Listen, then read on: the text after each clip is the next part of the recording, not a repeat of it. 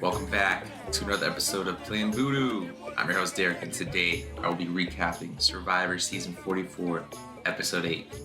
Let's get straight to it. So, for those of you that have not heard our previous episodes, once the merge hits, we rank the castaways remaining based on the least likely chance to win, that being probably 0 for those castaways, to the castaways with the greatest chance of winning as it currently stands, and we rank them based on the relationships they currently have, how they're maneuvering within that game, balancing those relationships, the advantages they may or may not have, and as well, we take into account the edit, of course, because if you're not hearing from someone, they're likely not going to win Survivor. So, with that being said, I will provide my rankings of the remaining castaways as well as provide my thoughts about what went down this episode with those players as I am ranking them. So I'll be recapping, I guess, as I go along. Just to recap, I guess, real quickly, last episode, a consensus we came to between Alex, Martin, and myself was at number 10, we had Lauren. At number 9, we had Kane. Number 8, Jam Jam. Number 7, Jamie. Number 6, Heidi. Number 5, Danny. Number 4, Brandon, who went home this episode. I'll give my thoughts about that shortly. Number 3, Carolyn. Number 2, Franny. And number 1, Carson. So Brandon went home in this episode. Yes, he was sent home by a vote of 4-0, as 6 of the votes did not count because Danny played his hidden immunity idol for Franny, saving her. The 4 votes for Brandon were the 3 Soka members, that being Danny, Franny, and Heidi. The 4th one being Carolyn. The 6 votes that did not count were obviously all the Ratu members, that being Jamie, Brandon, Kane, Lauren, as well as 2 of the Tika members, Carson and Jam Jam. So yeah, we pretty much saw this episode. It was 2 opposing forces, Ratu and Soka, and Brandon caught the short end of the stick. He was seen as a physical threat within the Vava tribe, as they call it, for 4-4. And yeah, we saw the previous episode. He won individual immunity when they split into tribes of 5. And this episode, he almost did it again. So I certainly can see why he was a target for Soka after playing the idol for Franny successfully. Makes perfect sense. And now I anticipate that Ratu is going to be reeling here, and Soka and Tika might just take this all the way. But with that being said, those are my thoughts for, I guess, short thoughts of Brandon and what happened. So now I want to re-rank the remaining castaways. Probably not much will change from our previous ranking, as I just said our previous ranking a minute ago or so. So at number 9, with the least likely chance of winning, we previously had Lauren. I'm gonna have to stick with Lauren. I know she won immunity the episode. Yes, she was able to keep herself safe and her double vote out of anyone's mind, as she was not able to be voted for with her safety. But she lost one of her strongest allies from what we gathered this episode in Brandon. That is a huge blow to her game. And to be honest, we haven't really seen her make relationships with others that are out there. I'm sure she has. She's tried to. It just we're not seeing that. We're just not seeing that. So the edit is really playing a big part in her ranking, unfortunately. And I just don't anticipate, anything changing for her to moving forward. She's in a very precarious position now that Soka got the upper hand this episode with the idol play, and I do anticipate that vote off, that Tika knew what was going down, and they still want to play both sides. So there is a chance that Tika will still side with Sokka, but or Ratu rather, but I don't anticipate that actually happening, to be honest. So, with that being said, Lauren, you're number 9. At number 8, I'm still gonna put Kane here at number 8. Yeah, Kane, second to last again. He got cocky this episode. He got super cocky this episode.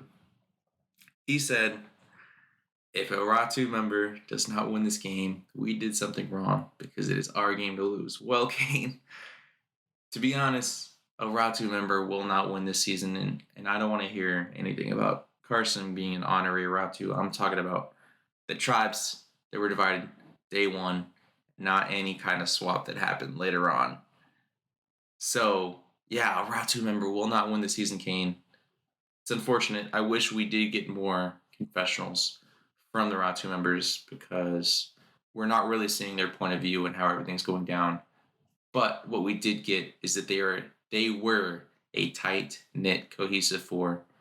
Even though there might have been some friction and tension between Brandon and Kane from the first episode, where Kane cast a vote for Brandon that Brandon it did not count because Brandon played his hidden immunity idol that episode. But yeah, they seemed very tight knit. The previous episode, 3 of them voted, or I guess 3, because 2 of them voted, because Lauren's vote was directed by Heidi. They voted with each other, Jamie and Brandon, and they seemed like they felt like they had all the power in the world. At least Kane did. A little bit drunk on power, as one would put. And now Kane has lost a number for him, which was probably Brandon. And he's seen as a strategic threat. He's obviously in law school, as we all know. And yeah, I just don't see how he's going to be able to maneuver in this game. The only chance he has really is Carson. Can he sway Carson at this point? I don't know. I really don't know, to be honest. I just don't see it. I just don't see it. So Kane's he's got to stay at number 8. At number 7. So previously we had Jam Jam. I'm just gonna say it now. Jam Jam's not number 7. It's gonna be have to be the last Ratu member. That is Jamie. Yes, Jamie slides down to number 7 for this.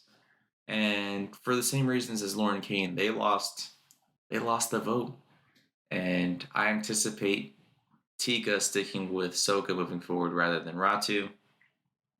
So that puts Jamie in a precarious situation. However, she's in a slightly better spot than both Lauren and Kane, as she did swap tribes a few episodes into the game and became part of Sokka. So she does have more relationships than they both do.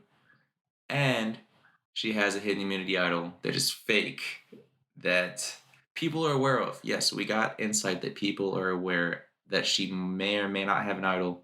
I believe Danny mentioned that. Maybe Heidi did this episode. I think it was Danny actually that mentioned it because he was going through why Ratu is so strong. Lauren with her extra vote, Jamie with her supposed idol, Kane strategic, Brandon being a physical threat. They're very well rounded, and yeah, if that information is out there, then I could see her being targeted. I know Alex has brought that up in the past that he anticipates those with advantages will be the ones being targeted moving forward. Did not happen this episode. It did not happen.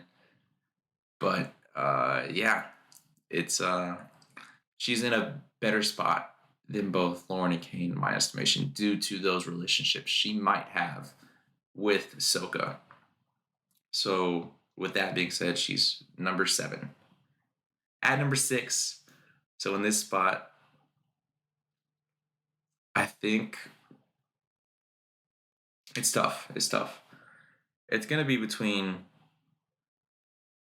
Danny and Jam Jam for this spot.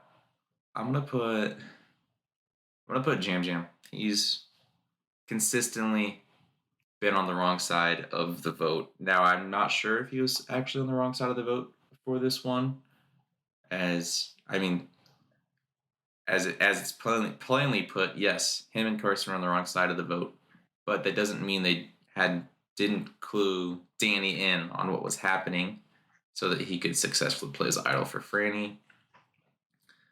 So, yeah, I'm not sure.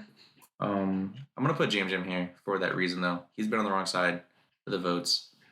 Tika has a way to maneuver moving forward, but I'm not sure that he's personally in the best position to do that. He's very paranoid. He always thinks he's going home. He always thinks he's going home, and that's someone that could honestly work themselves up and become the vote.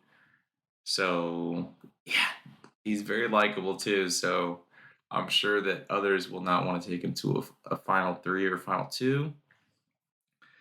But Jam Jam, he's got to, yeah, he's got to try to make a move. I don't know. Really, I see these two players as tied, to be honest. I'll put Jam Jam at 6 for now, but Danny's not that far ahead of him. I'll put Danny at 5. We did see his episode. He played his idol successfully for Franny. And yeah, we also see that Danny. We actually haven't heard from Danny in the past few episodes, so I was kind of surprised that we got to see this episode about Danny. He tells Heidi that he does have a real idol, which is smart. He's building trust. If you are going to play your idol, it's best to tell your allies that you have the idol before you play it, like at camp beforehand, so that they're not blindsided.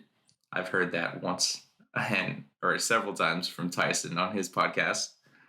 So smart from Danny to do that, as to not blindside his allies. Unfortunately, Heidi tells that information to others, that being Jam Jam and Carson. And the plan could have gone awry. Yes, the plan could have gone awry, but we see that Danny put his faith with those people and it came out successfully. He played it out successfully. That's something to put on his resume. And that's something that Jam Jam hasn't done. So yeah, he's in a decent spot right now. He's working with both Franny and Heidi, possibly working with some of those from Tika. We'll see. I'm still not sure. I think they were in on this vote, but can't be certain, to be honest with you. Which leads me to my top 4. So moving up again, I'm going to put Heidi here. Now, she completely misplayed telling Jam Jam and Carson the information that Danny had an idol. Information is key in this game, and it could have really bit them in the back if that was known. That known information, we could have saw a split vote. I'm not sure why Ratu didn't try to throw a split vote as a proposition between themselves and Tika to get out one of Soka between Danny, Heidi, and Franny. That yeah, it's honestly quite shocking that did not happen. But we're hearing more from Heidi. Yes, we're hearing more from her. She's telling us what she's thinking. She's the one that pitched Brandon this episode. She got Brandon out. Brandon, I guess, was not. She couldn't see herself working with him moving forward, and that's just how it went. Brandon had to go, and we get more insight, as I mentioned earlier this episode. Heidi mentioning that she wants to work with Jam Jam, which is probably why she revealed the information that Danny revealed to her of his idol. But I think loose lips sink ships, so she better watch out. Otherwise, some of the information she's spreading will be used against her later down the line. So Heidi, you're number 4. The top 3 remain unchanged. It's going to be in that order: Carolyn at 3, Franny 2, Carson 1. Carolyn, we honestly didn't get much this episode. She did vote the right way. We haven't gotten much from her at all since the merge, and I am a little worried that we have her way too high. Yes, we had Brandon high, and I feel like we might have Carolyn high at this point. But I don't see someone coming to take her spot. So for that being said, she has to be number 3. She's in a decent position. No one's targeting her, so she's gonna make it far. It's just whether or not she has the chops at the end to convince the jury that she deserves to win. I believe she does. She's very well spoken, and I think she will articulate that she deserves to be the sole winner of Survivor. At two, Franny also did not get much from Franny this episode, other than she was torn about Matt going home. But she was quite calm hearing her name was thrown out there. I wish we did see some scrambling on her part to try to convince the Tika members to vote a certain way, but that scrambling was more so seen from both Heidi and Danny in this episode. So Franny, you might slip down a bit too if we don't see anything, but she's on my team and she's still my winner pick as it currently stands. So yeah, Franny number two. At number one, this is where I'll put Carson. We're gonna put Carson again. Yes, Carson's playing both sides quite beautifully. I'm leaning more towards that he still is undecided about how he wants to move going forward. So even though him and Jam Jam voted with the Ratu members to get out Franny this episode, I think he heavily clued in Danny, hey, this is what the vote's going to be, but still voted with Ratu so that he appeases both parties. So Ratu is still not upset with Carson and Jam Jam flipping on them, but at the same time, gets out a number for Ratu. So now it is a 3-3-3 even split with the remaining tribes. And yeah, he's in a perfect position. Everyone's coming with him for information. We saw Heidi reveal that Danny had the idol. We even see Danny reveal he had the idol to Carson. So many people are telling him everything. But at the crux of it, we see him. He's sick. He's vomiting quite excessively, and hopefully he feels better. One of the highlights of this episode to me was during the challenge was just him and his soft voice saying, "You got it, Carolyn. Don't worry about it." It was just he's fun. What else is there to say? Carson's been a light on the season, and I hope he does win. He's played quite well, and if though the others don't see that, if Ratu and Soka keep attacking each other and not see these Tika members as big threats, that being Carson, Carolyn, and Jam Jam, then they're making a grave mistake.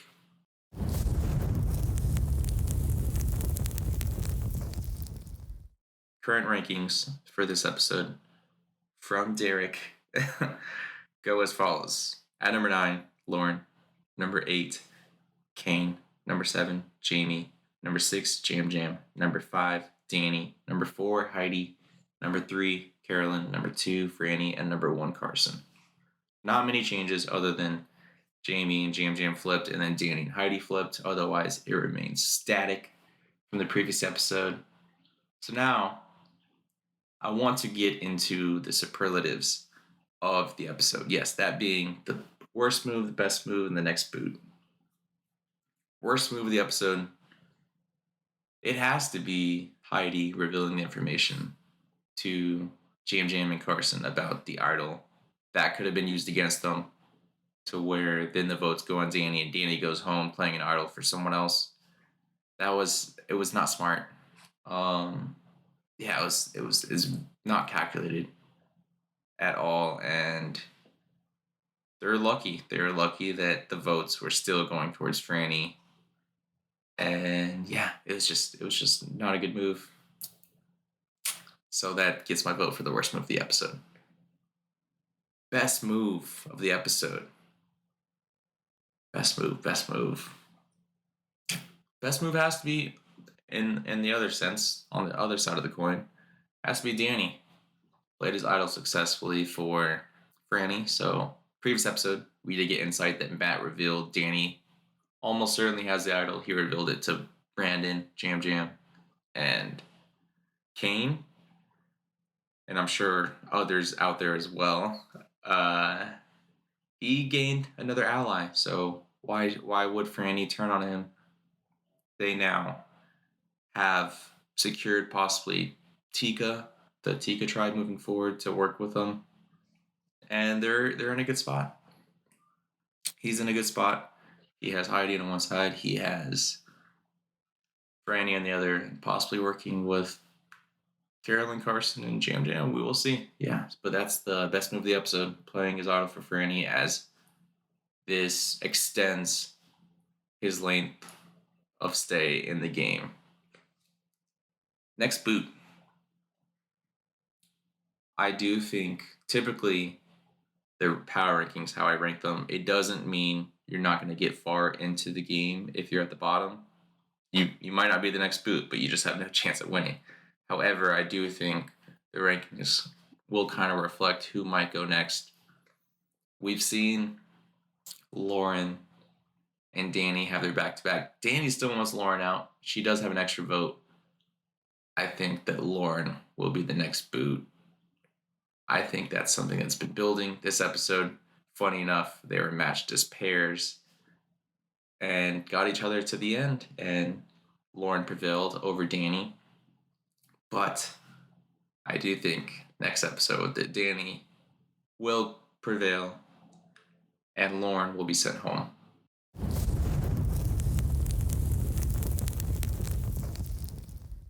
Last thing that I want to mention outside of this episode is our condolences to Keith Nail and his family and loved ones. I saw the sad news yesterday on Instagram, and yeah, Keith, he was a bright light on the few Survivor seasons that we did see him on, season 29 and season 31. And it sucks. It honestly sucks, but I hope his family and his loved ones are in our thoughts and prayers.